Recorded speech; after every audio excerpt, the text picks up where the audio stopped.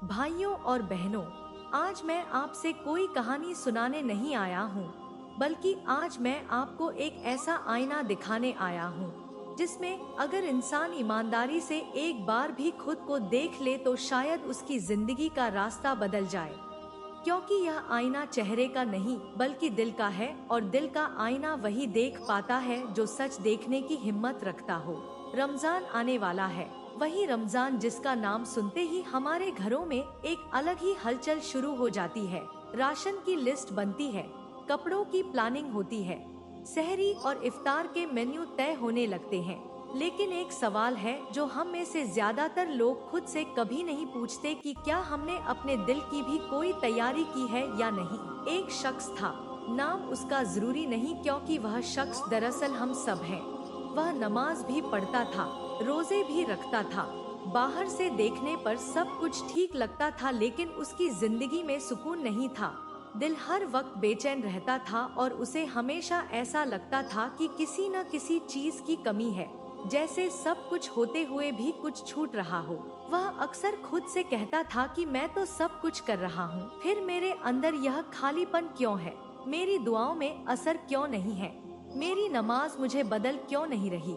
रमजान आने से कुछ दिन पहले एक रात वह अकेला बैठा हुआ था। मोबाइल उसने साइड में रख दिया था, कमरे की लाइट बंद थी और सन्नाटे में पहली बार उसने अपने आप से सच बोलने की कोशिश की। उसने खुद से पूछा कि मैं रोजा किस लिए रखता हूँ, मैं नमाज किस लिए पढ़ता हूँ? क्या वाकई अल्लाह के लिए या सिर्फ इसलिए कि बचपन से यही करता आया हूँ? उस सवाल ने उसके दिल को हिला दिया और उसी रात उसकी आंखों से आंसू बहने लगे, क्योंकि उसे एहसास हुआ कि उसने इबादत को भी एक रूटीन बना लिया है। दिल कहीं और होता है और जिस्म सजदे में होता है। भाइयों, रमजान भूखा रहने का नाम नहीं है, रमजान प्यास सहने का नाम नहीं है। रमजान तो उस दिल को जिंदा करने आता है जो पूरे साल गुनाहों की वजह से सुन्न हो चुका होता है। रमजान तो इंसान को इंसान बनाने आता है। अल्लाह कुरान में फरमाता है कि रोजा इसलिए फाराजा किया गया ताकि तुम तकवा वाले बनो। लेकिन अफसोस, हम रोजा रखते हैं और झूठ नहीं छोड़ते। हम रोजा रखते हैं और गीबत नहीं छोड़ते। हम रोजा रखते हैं और हराम नजर नहीं छोड़ते। तो फिर सोचो कि हमारा रोजा हमें क्या बना रहा है। वह शख्स यही सोचता रहा कि अगर मेरा रोजा मुझे बुरा छोड़ना नहीं सिखा रहा तो क्या मेरा रोजा अल्लाह के यहाँ कबूल हो रहा है? और यही सवाल उसके दिल में तौबा की पहली चिंगारी बन गया। रमजान आने से पहले अल्लाह हमें मौका देता है, एक आखिरी मौका खुद को समझने का, खुद से सवाल करने का और खुद को बदलने का। क्योंकि ज्यादातर लोग तब बदलना चाहते हैं जब वक्त निकल चुका होता है। कितने लोग थे जो पिछले साल रमजान में हमारे साथ थे और आज कब्रों में सो रहे हैं? कितने लोग थे जो कहते थे कि अगले रमजान पक्का सुधार कर लेंगे, लेकिन अगला रमजान उनकी जिंदगी में आया ही नहीं। भाई, अगर आज सांस चल रही है तो समझ लो कि अल्लाह अभी भी बुला रहा है, अभी भी लौटने का दरवाजा खुला हुआ है।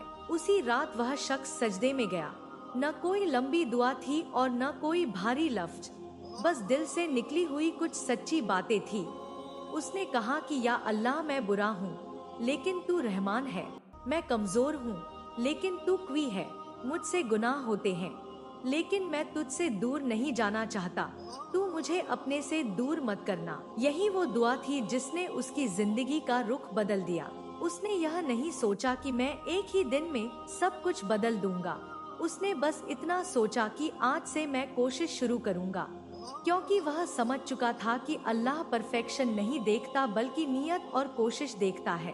उसने रमजान से पहले एक फैसला किया कि वह कम से कम एक नमाज ऐसी पढ़ेगा जिसमें उसका दिल भी शामिल होगा।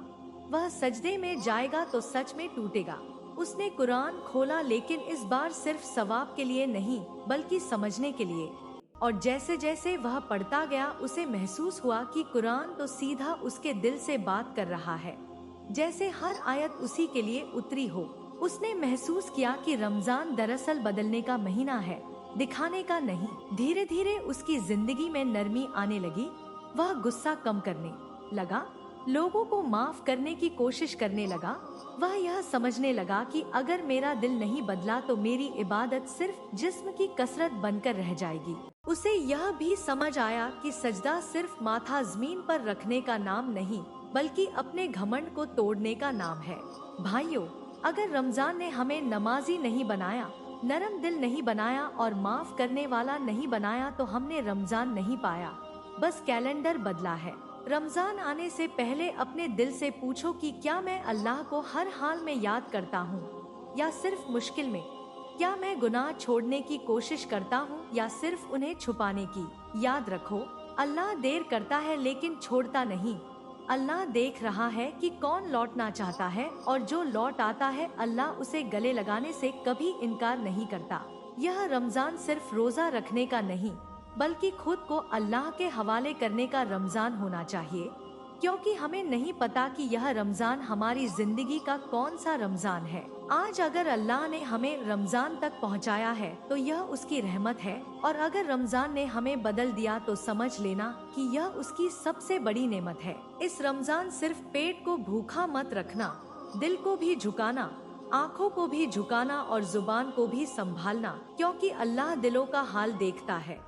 और आखिर में बस यही दुआ है कि या अल्लाह हमें रमजान तक पहुंचा दे और रमजान को हमारे लिए हिदायत, माफी और जहन्नम से निजात का जरिया बना दे। आमीन। भाइयों और बहनों, एक बात दिल से कहना चाहता हूँ, अगर इस वीडियो की कोई एक भी बात आपके दिल तक पहुँची हो, अगर किसी एक लफ्ज ने भी आपको सोचने पर मजबूर किया हो, तो इसे बस एक वीडियो समझकर मत छोड़ देना, क्योंकि ऐसे वीडियो यूं ही नहीं बन जाते। इनके पीछे वक्त भी लगता है, मेहनत भी लगती है और सबसे बढ़कर नियत लगती है कि अल्लाह किसी के दिल तक यह बात पहुंचा दे।